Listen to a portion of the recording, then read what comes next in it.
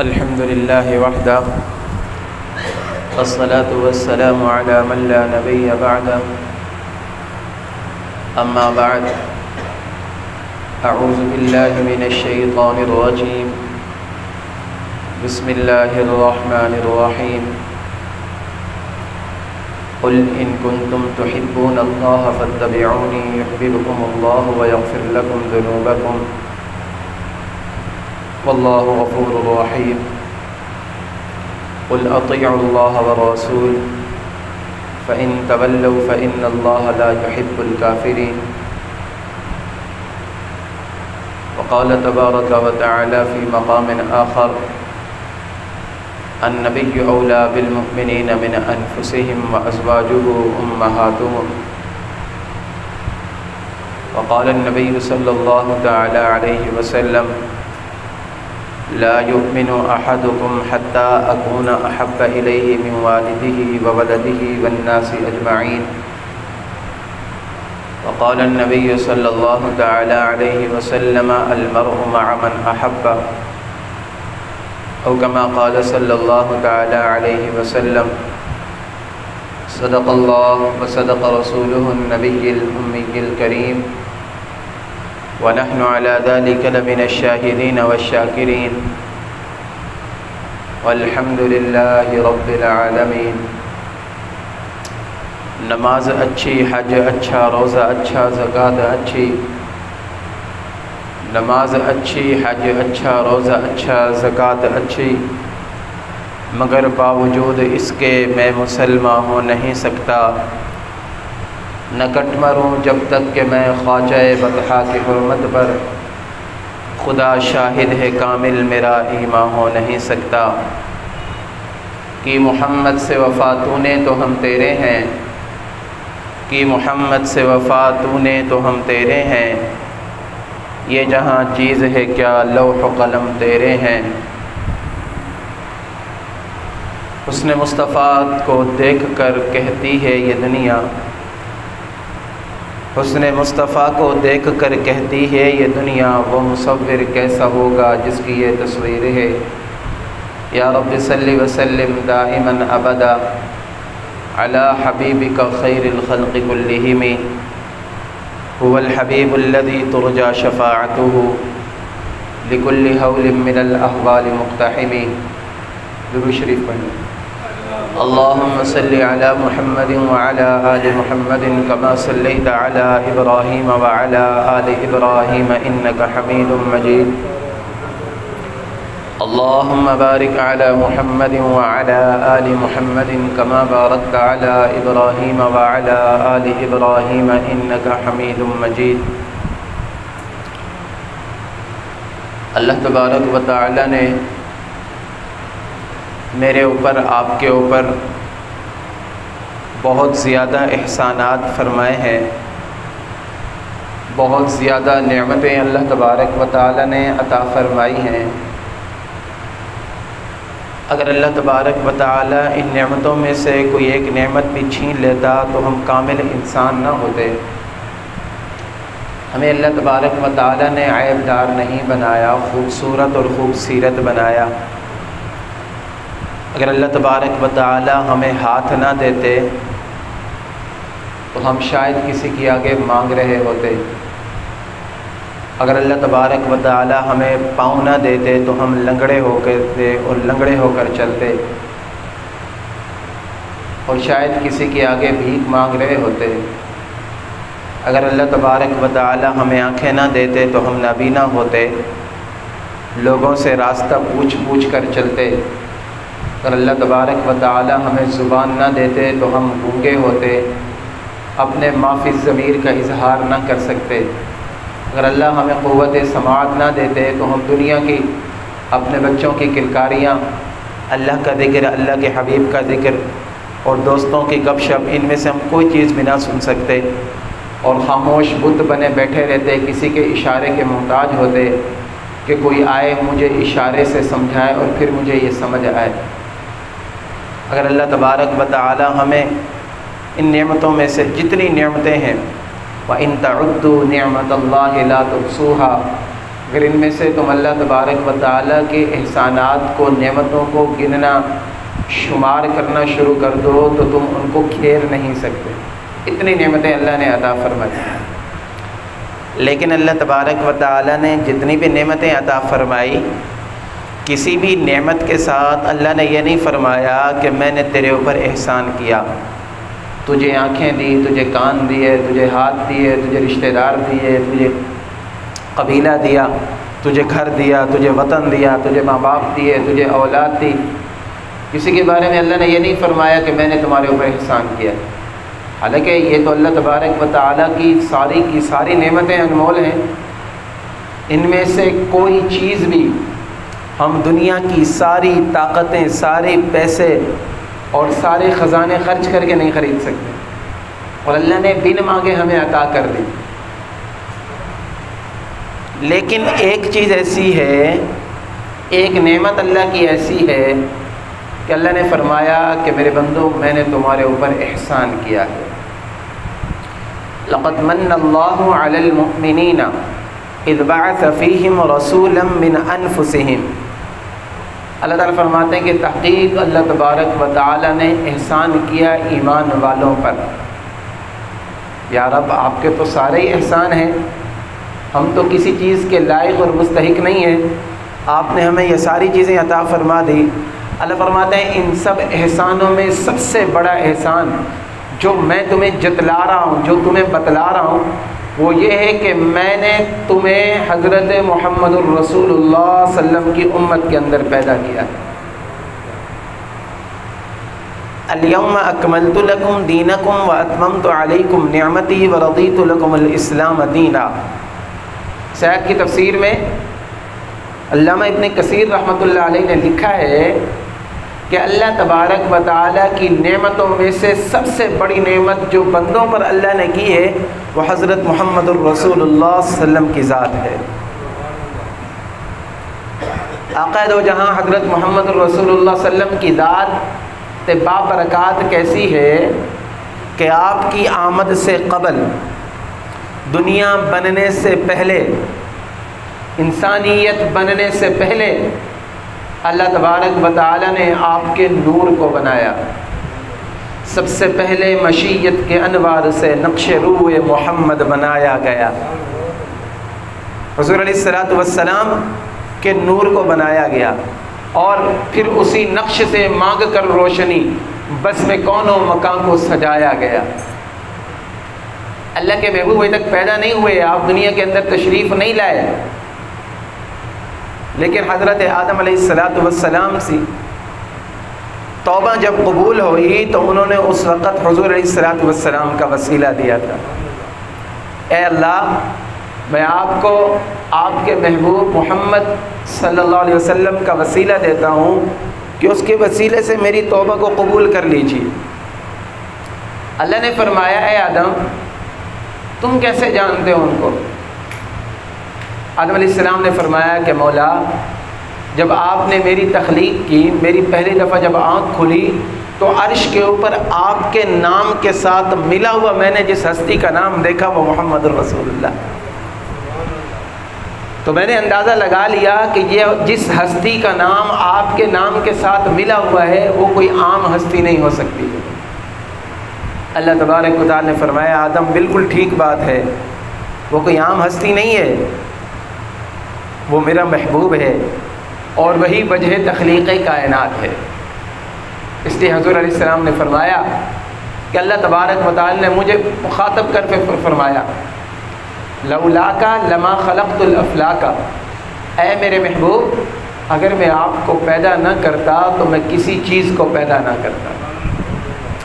آدم علیہ نبینا علیہ الصلاۃ والتسلیمات سے لے کر حضرت عیسیٰ روح اللہ تک تمام انبیاء کو جو نبوت ملی ہے وہ رسول اللہ صلی اللہ علیہ وسلم کے صدقے ملی۔ اس لیے اللہ تبارک و تعالیٰ نے عالم ارواح میں تمام ارواحوں کو جمع کیا، نبیوں کی ارواح کو جمع کیا، نبیوں کی روحوں کو جمع کیا، اور پھر اللہ نے سب کو جمع کر کے اکٹھا کیا۔ فرمایا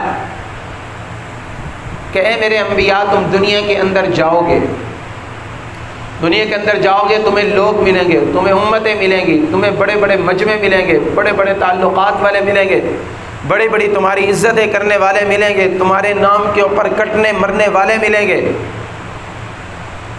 اور تمہاری شریعت کا نفاذ ہوگا۔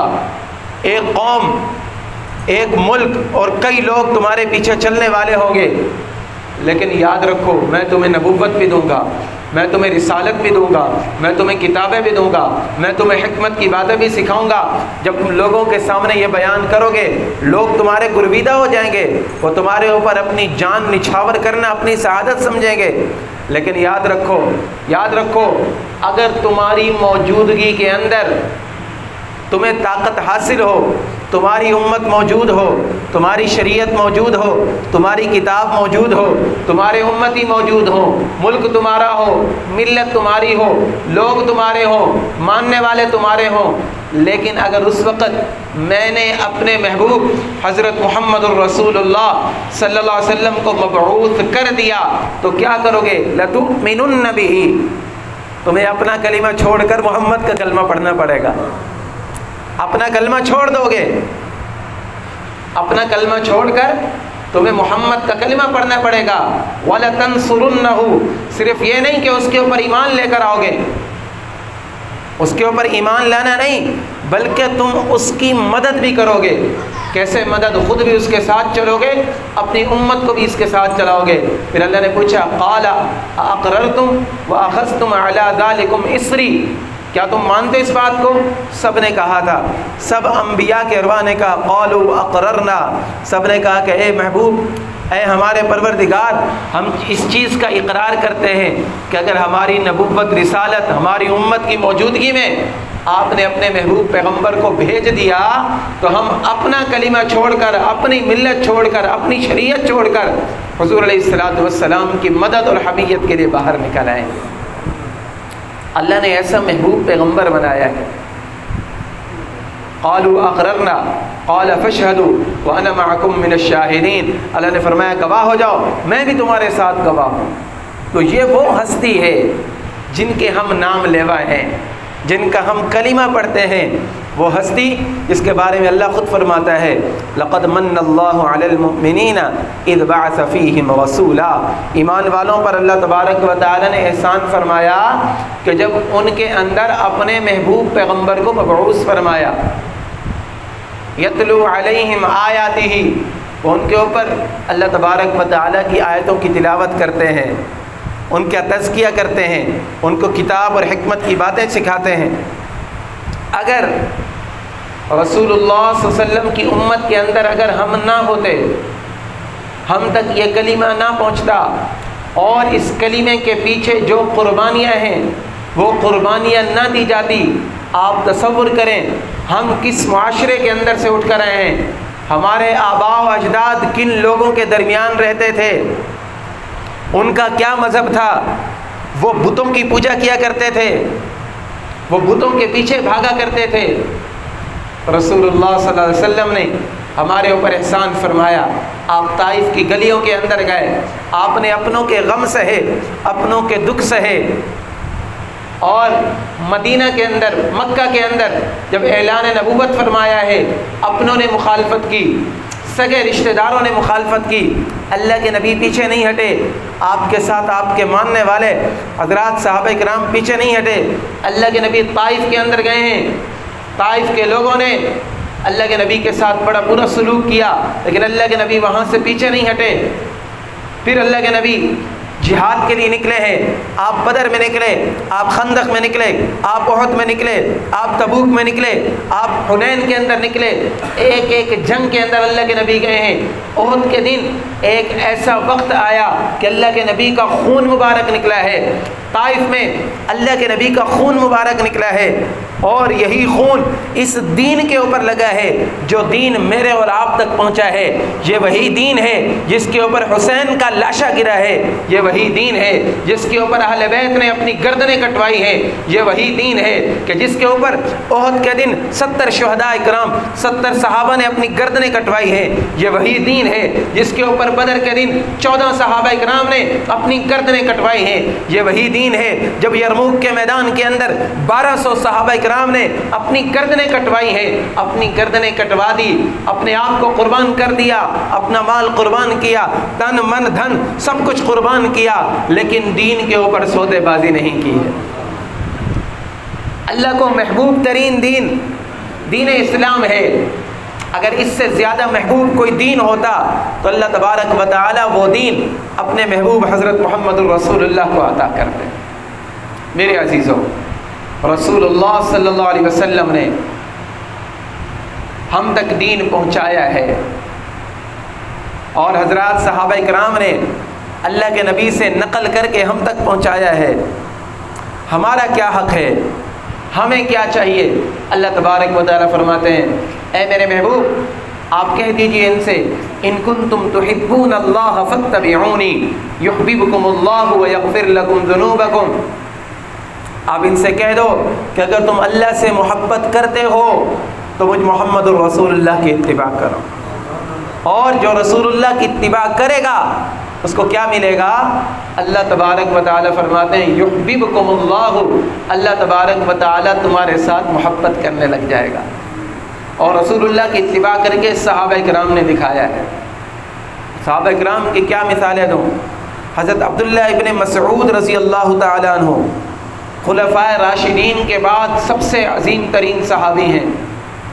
صحابہ کرام میں بہت بڑے صحابی جن کو فقیہ امت کا لقب ملا ہے کہ امت کے اندر سب سے زیادہ مسائل جن کو سمجھ آئے، اور جن کے بارے میں محدثین اکرام نے لکھا ہے کہ حضرت عبداللہ بن مسعود رضی اللہ تعالیٰ عنہ کی نماز حضور علیہ الصلوۃ والسلام کے مشابہ تھی، اور ان کا سراپا یعنی ان کا جسم، ان کا چہرہ، ان کی پوری باڈی حضور علیہ الصلوۃ والسلام کے ساتھ بڑی تشبیہ رکھتی تھی۔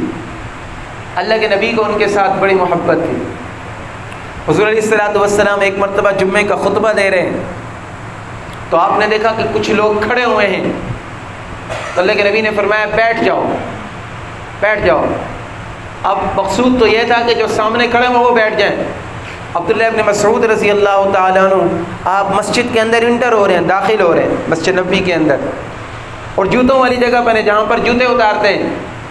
عبداللہ بن مسعود رضی اللہ عنہ جیسے سنا وہ وہیں پر بیٹھ گئے، جیسے سنا وہ وہیں پر بیٹھ گئے کہ کہیں اللہ کے نبی کی اطاعت کرنے کے اندر، اتباع کے اندر مجھے دیر نہ ہو جائے۔ صحابہ کرام کے کانوں کے اندر جیسے حضور علیہ السلام کا فرمان پہنچنا تھا، ان کی پہلی ترجیح یہ ہوتی تھی کہ ہم اس کو اپنی عملی زندگی کے اندر لے کر آ جائیں۔ اللہ تبارک و تعالیٰ نے ایسے ان کو اعزاز نہیں عطا فرمایا ہے، انہوں نے اپنی زندگی کے اندر عمل کر کے دکھایا ہے۔ اب عبداللہ ابن مسعود بیٹھے ہیں، اللہ کے نبی کے دل کے اندر ان کی اہمیت دیکھیں، اللہ کے نبی جمعے کا خطبہ دے رہے ہیں۔ پھر اللہ کے نبی نے جب دیکھا کہ میرا صحابی وہ پیچھے جوتوں کے اندر بیٹھ گیا ہے، آپ نے فرمایا عبداللہ ادھر آ جاؤ، عبداللہ آگے آ جاؤ، میں نے آپ کو بیٹھنے کا نہیں کہا، میں نے تو دوسروں کو کہا تھا۔ یہ جمعے کے خطبے کے درمیان گفتگو ہو رہی ہے، اور حضرات صحابہ کرام نے یہ کر کے دکھایا ہے۔ حضرت ابوبکر صدیق رضی اللہ تعالیٰ عنہ، ان کے اندر کیسی اتباع تھی اور کیسا عشق رسول تھا۔ ہجرت کے سفر میں جب حضور علیہ الصلوۃ والسلام غار ثور کے دہانے پر پہنچے ہیں، اللہ کے نبی جب آگے جانے لگے، اندر جانے لگے، حضرت ابوبکر صدیق رضی اللہ عنہ نے عرض کی یا رسول اللہ صلی اللہ علیہ وسلم آپ آگے نہ جائیے، آپ اندر مت جائیے، ہو سکتا ہے کہ کوئی چیز تکلیف دینے والی ہو وہ آپ کو تکلیف دے دے، اس لیے میں چاہتا ہوں کہ میں اندر جاؤں، اگر مجھے تکلیف پہنچے گی تو میں تو اس امت کا عام ایک فرد ہوں، لیکن اگر آپ کو تکلیف پہنچ گئی تو پھر میں امت کو کیا حساب دوں گا، میرے جیتے جی میں آپ کو تکلیف نہیں پہنچا سکتا۔ کتابوں کے اندر لکھا ہے کہ ابوبکر صدیق رضی اللہ تعالیٰ عنہ گئے، اندھیرا تھا، رات کا ٹائم تھا، روشنی کا انتظام نہیں تھا، آپ گئے وہاں پر، آپ نے ہاتھوں سے جگہ صاف کی ہے، اپنی پگڑی اتاری ہے، جو سوراخ نظر آ رہے تھے ہر سوراخ کو بند کیا ہے، کہیں سے کوئی موذی چیز نہ آ جائے۔ اور پھر ایک وقت ایسا آیا کہ آپ نے دیکھا کہ ایک سوراخ رہ گیا ہے، اس سوراخ کے اوپر اپنی ایڑی رکھی اور اللہ کے نبی کو فرمایا، عرض کی یا رسول اللہ اب تشریف لائیے، آپ آرام کیجئے۔ اللہ کے نبی آئے، تھکے ہارے تھے، آپ میں سے جنہوں نے غار ثور دیکھا ہوگا ان کو پتہ ہوگا کہ کتنا اونچا ہے، اور رات کی اندھیرے کے اندر اس جگہ کا سفر کیا ابو بکر صدیق نے، اللہ کے نبی کو اپنے مونڈوں پر اٹھا کر گئے ہیں، اور جب وہاں پر پہنچے ہیں خدمت اقدس کے اندر پیش ہیں اور عرض کرتے ہیں یا رسول اللہ آپ آ جائیے، آپ آرام کیجئے۔ کتابوں کے اندر لکھا ہے کہ اللہ کے نبی علیہ السلام آپ جا کر لیٹ گئے ہیں، ابو بکر صدیق کے ادھر سر رکھا ہے آپ نے۔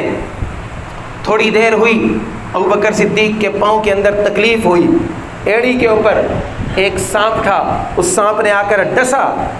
سانپ کا ڈسنا کوئی عام بات نہیں ہوتی ہے، لیکن ابو بکر صدیق نے شور نہیں کیا کہ کہیں اللہ کے محبوب کی آنکھ نہ کھل جائے۔ ابو بکر صدیق کی آنکھوں سے آنسو نکلے ہیں، رخسار نبوی پر گرے ہیں۔ اللہ کے نبی کی آنکھ کھلی، پوچھا ابو بکر کیا بات ہے؟ ابو بکر کیا بات ہے؟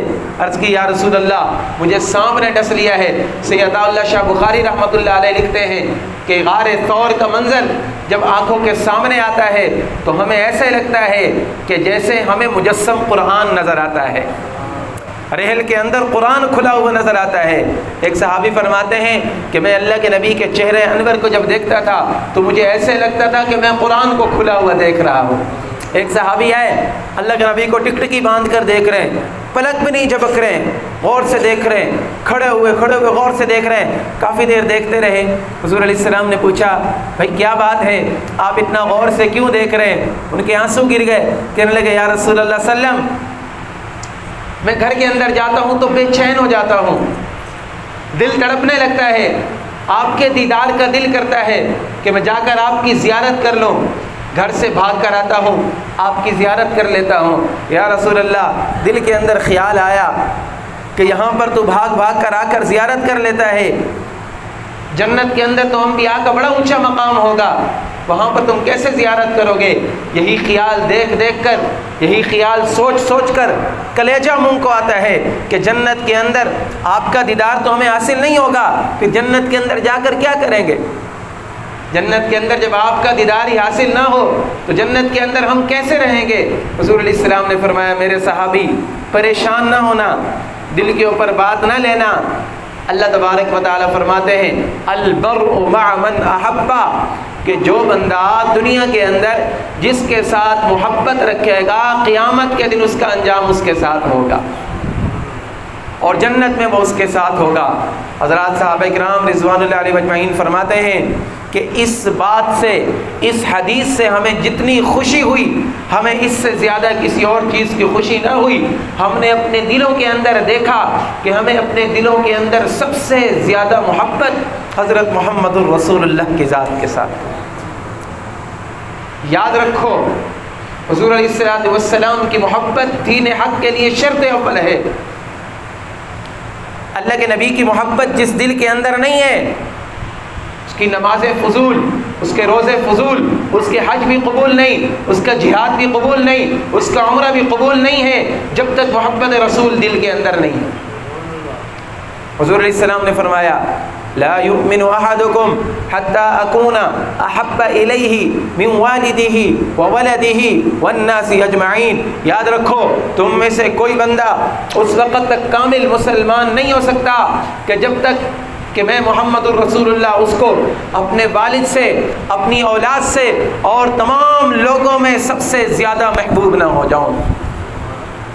النبی اولی بالمؤمنین من انفسہم، یہ قرآن کی آیت ہے کہ سب سے زیادہ عظیم ترین ہستی جس کو اللہ تبارک و تعالی نے بنایا ہے وہ ہستی حضرت محمد الرسول اللہ کی ذات ہے۔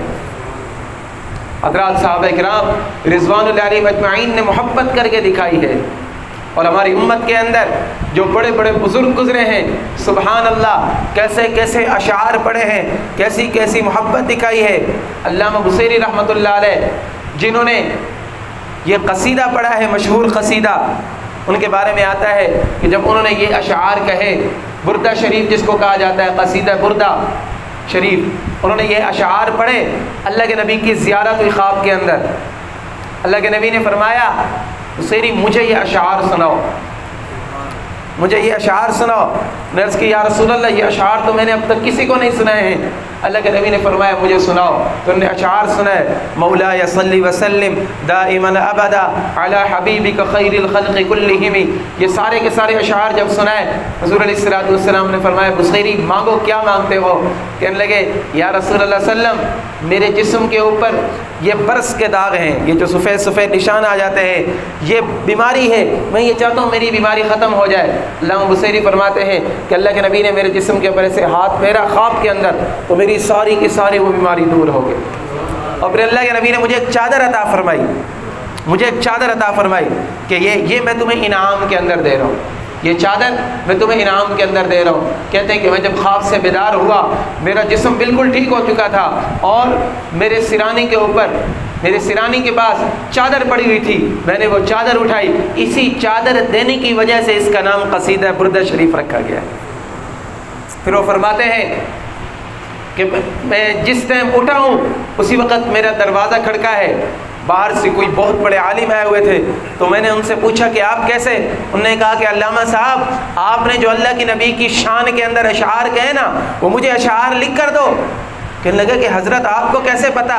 وہ تو میں نے خواب کے اندر محبوب کو سنائے ہیں۔ وہ کہنے لگے کہ جب آپ اشعار سنا رہے تھے فقیر بھی وہاں پر موجود تھا، میں بھی وہیں پر موجود تھا، اس لیے میں آپ سے یہ اشعار سننے آیا ہوں۔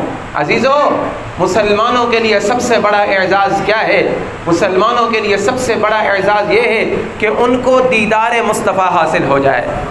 حضور علیہ السلام نے فرمایا کہ میرا دل چاہتا ہے میں ان لوگوں سے ملوں جو مجھ سے بہت زیادہ محبت کرتے ہیں۔ صحابی بیٹھے ہوں یا رسول اللہ ہم آپ کے ساتھ بہت زیادہ محبت کرتے ہیں۔ اللہ کے نبی نے فرمایا ہاں تم مجھ سے بہت زیادہ محبت کرتے ہو، تم نے مجھے دیکھا ہے، تم میری مجلس کے اندر آئے ہو، میرے سامنے تمہارے سامنے قرآن اتر رہا ہے، بالکل تم محبت کرتے ہو، لیکن میں چاہتا ہوں کہ میری ملاقات ان سے ہو جو بہت زیادہ محبت کرتے ہیں، جو آخری زمانے میں آئیں گے۔ یا رسول اللہ کیسے؟ اللہ کے نبی نے فرمایا انہوں نے مجھے دیکھا نہیں، میری مجلس کو نہیں پایا، میری زیارت نہیں کی، وحی کو اترتے ہوئے نہیں دیکھا، لیکن ان کو اگر کہا جائے کہ تمہاری گردن کاٹ دی جائے گی، تم اپنا تن من دھن قربان کر دو، تمہیں دیدار مصطفیٰ حاصل ہو جائے گا، تو یہ سب کچھ کرنے کے لیے تیار ہو جائے گا۔ اور فرمایا یہ میری امت کا آخری طبقہ ہوگا، یہ میری امت کے آخری لوگ ہوں گے جو میرے ساتھ اتنی محبت کریں گے۔ اس لیے میرے عزیزوں حضور علیہ السلام کی محبت کو ہمارے دلوں کے اندر سے کریدنے کی کوشش کی جا رہی ہے، نکالنے کی کوشش کی جا رہی ہے۔ یاد رکھیں یہی واحد چیز ہے جو میرے لیے اور آپ کے لیے راہ نجات ہے۔ آئے روز بدبخت بدباطن خبیث لوگ وہ ایسی حرکتیں کرتے ہیں کہ جس کی وجہ سے مسلمانوں کے جذبات مجروح ہو جاتے ہیں، جس کی وجہ سے اس منبر کے اوپر بیٹھ کر ہم سخت زبان استعمال کرنے پر مجبور ہوتے ہیں۔ کیوں؟ کیا وجہ ہے؟ سورۃ القلم اٹھاؤ، اللہ تبارک و تعالیٰ قرآن کے اندر خود فرماتا ہے کہ جو میرے محبوب کے بارے میں گستاخیاں کرتے ہیں ان کی چال کو بھی اللہ نے برا کہا، ان کے انداز کو بھی اللہ نے برا کہا، ان کے بول کو بھی اللہ نے برا کہا، ان کے معاشرے کو بھی اللہ نے برا کہا، یہاں تک کہ اللہ نے ان کی نسل کو بھی برا کہا ہے۔ یہ اللہ کی سنت ہے کہ جو اللہ کے محبوب کی شان کے اندر گستاخی کرے گا اس کے لیے اللہ تبارک و تعالیٰ دنیا کے اندر بھی ذلیل کرے گا اس کو، اور آخرت کے اندر بھی اللہ نے اس کے لیے رسوائی لکھ کر رکھی ہے۔ ہر کسی کا گناہ معاف ہو سکتا ہے، لیکن جو شان رسالت کے اندر گستاخی کرے گا اس کا گناہ معاف نہیں ہو سکتا۔ گستاخ رسول کی ایک ہی سزا ہے کہ اس کے سر کو تن سے جدا کر دیا جائے۔ آپ نے سنا ہوگا کہ انڈیا کے اندر چند دن پہلے ایک عورت مودی سرکار کی چھتری کے نیچے اس کے سائے کے اندر رہ کر اس نے رسول اللہ صلی اللہ علیہ وسلم کی شان کے اندر اما عائشہ صدیقہ رضی اللہ تعالیٰ عنہ کی شان کے اندر گستاخی کرنے کی جسارت کی ہے۔ ہندوستان کے مسلمانوں نے وہاں پر بڑا احتجاج کیا، مودی سرکار کے کانوں پر جوں تک نہیں رینگی، پھر آخر یہ بات عرب کے غیور مسلمانوں تک پہنچی۔ وہاں پر عمان کا مفتی، مسقط کے عمان کے جو مفتی اعظم ہیں، انہوں نے انڈیا کے خلاف فتویٰ دیا کہ انڈیا کے ساتھ تعلقات کو ختم کیا جائے۔ عمان کی عوام نے، عرب کی عوام نے انڈیا کے ساتھ تعلقات کو یکسر ختم کیا، ان کی مصنوعات کا بائیکاٹ کیا، ان کے ورکروں کو نکالا وہاں سے۔ اس کا یہ اثر ہوا کہ 24 گھنٹے کے اندر مودی سرکار معافی مانگنے پر مجبور ہو گئے۔ پاکستانی مسلمانوں کا تو دعویٰ ہے نا ہم سب سے بڑے عاشق رسول ہیں، اور ہمارے حاکم تو کہتے ہیں ہم سب سے بڑے عاشق رسول ہیں۔ میرا سوال ہے وقت کے حاکموں سے کہ انہوں نے اس موقع کے اوپر کیا کیا ہے؟ میں اور آپ ہم تو کہہ سکتے ہیں نا ہم اس کی مذمت کرتے ہیں، لیکن وقت کا جو حاکم ہے اس کو چاہیے کہ اس کے خلاف سخت ایکشن لیا جائے، انڈین مصنوعات کا بائیکاٹ کیا جائے۔ ہمارے پاس اور کچھ نہیں ہے، ہمارے پاس اختیار نہیں ہے، ورنہ آج ابو بکر صدیق جیسا حاکم ہوتا اللہ کی قسم انڈیا کے اوپر چڑھائی کر چکا ہوتا۔ آپ کو پتہ ہے سب سے زیادہ شہداء جو ہوئے ہیں، اللہ کے نبی نے کتنی جنگیں لڑی؟ 27 جنگیں لڑی ہیں، 56 سریے بھیجے ہیں، 56 جنگوں کے لیے آپ نے صحابہ کرام کو بھیجا ہے۔ ان ساری جنگوں کے اندر جتنے مسلمان شہید ہوئے ان کی تعداد 700 کے قریب بنتی ہے، صرف 700 کے قریب۔ لیکن جب ناموس رسالت کے اوپر بات آئی، اللہ کے نبی کی ختم نبوت کی چادر کو جب چھیڑا گیا جنگ یرموک کے لیے، سیدنا ابو بکر صدیق رضی اللہ تعالیٰ عنہ نے جب لشکر کو تیار کیا ہے، اس لشکر نے جا کر جب حملہ کیا ہے، اس ایک لشکر کے اندر، ایک جنگ کے اندر 1200 صحابہ کرام شہید ہوئے۔ اور اللہ کے نبی حضرت ابو بکر صدیق رضی اللہ عنہ نے فرمایا کہ مجھے مدینہ کے اندر کوئی جوان نظر نہ آئے، چاہے مدینہ کو وحشی درندے آ کر کھا لیں، لیکن جب ناموس رسالت کے اوپر بات آ رہی ہے تو ابو بکر صدیق بھی چین سے نہیں بیٹھے گا، اور ابو بکر صدیق کے صحابی بھی چین سے نہیں بیٹھیں گے ساتھی بھی۔ یہ صحابہ کرام نے حضور علیہ الصلوۃ والسلام کے ساتھ عشق کر کے دکھایا ہے۔ میرے دوستو، اگر عشق رسول ہمارے اندر سے ختم ہو جائے، یہ بار بار ہمیں چیک کیا جاتا ہے کہ مسلمانوں کے اندر عشق باقی ہے یا نہیں ہے باقی۔ ہم نے کیا جواب دینا ہے؟ عوام ہو کر ہم کیا جواب دے سکتے ہیں؟ ہم کیا کر سکتے ہیں؟ افسوس، صد افسوس کے ساتھ کہنا پڑتا ہے، ہر نوجوان کو پتہ ہے، تقریباً جو بھی سوشل میڈیا سے وابستہ ہے اس کو پتہ ہے کہ انڈیا نے یہ جسارت کی ہے۔ ہم نے انڈیا کے گانے نہیں چھوڑے، ہم نے انڈیا کے ڈرامے نہیں چھوڑے، ہم نے انڈیا کی فلمیں نہیں چھوڑی، ہم نے انڈیا کی مصنوعات کو نہیں چھوڑا۔ اور درد دل کے ساتھ یہ بات کر رہا ہوں، ایک طرف تمہارے لیے ناموس رسالت ہے، ایک طرف انڈین مصنوعات ہیں۔ اب تمہارے لیے امتحان ہے تو تم کس چیز کو زیادہ عزیز رکھتے ہو؟ اپنے موبائلوں کے اندر ہم نے یہ ڈیٹا ختم نہیں کیا، ہمیں ان کی فلمیں زیادہ عزیز ہو گئی، ہمیں ان کے ہیرو زیادہ عزیز ہو گئے۔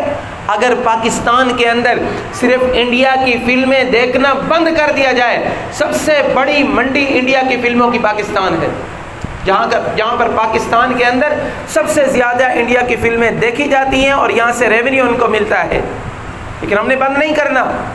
اور ہم یہ سمجھتے ہیں کہ یہ مولویوں کی بات ہوتی ہے، یاد رکھو عشق رسالت مولوی کا کام نہیں ہے، ہر مسلمان کا کام ہے۔ جس نے یہ کلمہ پڑھا ہے لا الہ الا اللہ، اس کے لیے ضروری ہے کہ اللہ کے نبی کے ساتھ عشق کرے، اور کتنا عشق کرے، کتنا عشق کرے۔ اللہ کے نبی نے خود فرمایا لا یؤمن احدکم حتی اکون احب الیہ من والدہ وولدہ والناس اجمعین، تم میں سے کوئی بندہ اس وقت تک کامل مسلمان نہیں ہو سکتا کہ جب تک کہ میں اس کو اس کے والد سے، اس کی اولاد سے اور تمام لوگوں میں سب سے زیادہ محبوب نہ ہو جاؤں۔ اب ہم دیکھیں کہ ہمارے دل کے اندر کتنا عشق رسالت ہے۔ اس لیے میرے عزیزو، ہم کیا کر سکتے ہیں؟ صرف اتنا درخواست کر سکتے ہیں کہ جہاں تک آپ حضرات سے ہو سکتا ہے ان چیزوں کو ختم کرنے کی کوشش کریں۔ انڈیا کے ساتھ اپنی جو تعلقات ہے اس کو ختم کرنے کی کوشش کریں، اور انڈین مصنوعات اب بھی ہمارے گھروں کے اندر موجود ہیں ان کو ختم کرنے کی کوشش کر رہے ہیں، ورنہ ہمارے موبائلوں کے اندر جو انڈین ڈیٹا ہم نے رکھا ہوا اس کو ختم کر دیں۔ اور اہم بات، آخری بات کہ دشمن کو ہم نے کیا پیغام دینا ہے؟ دشمن کو ہم نے پیغام دینا ہے کہ تم جتنا حضور علیہ الصلوۃ والسلام سے ہمیں توڑنے کی کوشش کرو گے، ہم اتنے جڑیں گے نا انشاءاللہ، جڑیں گے نا انشاءاللہ۔ بڑی کڑوی بات آگے کرنے جا رہا ہوں، اپنی شکل محمد الرسول اللہ کی طرح بناؤ، اپنے چہروں کے اوپر داڑیاں سجا لو، پتہ چلے دشمنوں کو کہ ہم مسلمانوں کو جتنا کھینچنے کی کوشش کریں گے مسلمان اتنا قریب جائے گا۔ کریں گے انشاءاللہ عمل۔ اللہ رب العزت سے دعا ہے جو معروضات پیش کی اللہ تعالی عمل کی توفیق عطا فرمائے۔ آمین وآخر دعوانا ان الحمدللہ۔